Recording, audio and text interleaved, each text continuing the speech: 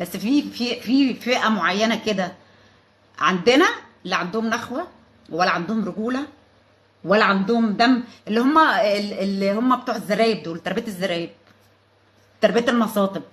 فاللي هو يبقى سرقك ونصب عليك ويبجح. المهم ايه بقى؟ يعني اتذكر برضو مره، اتذكر مره رحت اكل في مطعم مشهور جدا جدا، عشان اوريكم بس ان الناس هناك اللي هي البلطجه المقننه، بلطجه وتسول مقنع، تسول مقنع.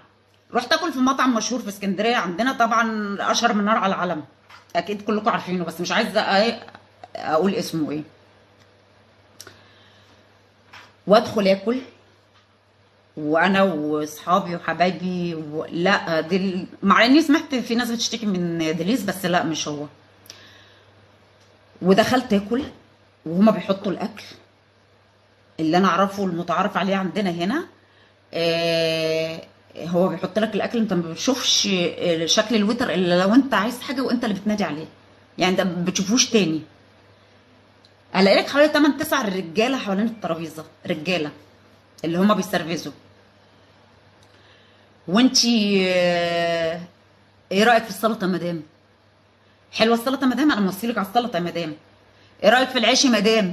حلو العيش يا مدام؟ ده التاني بقى، ده زميله التاني. حلو العيش يا مدام؟ انا موصيلك على العيش. ايه رايك في الكفته؟ يا هو مطعم مشويات، يلا انتوا زمانكم عرفتوه، مطعم باربيكيو. ايه رايك في الكفته يا مدام؟ تسع رجاله ولا 8 رجاله واقفين على ترابيزه واحده، وكل واحد بكلمته يخرب بيتك على بيت المدام.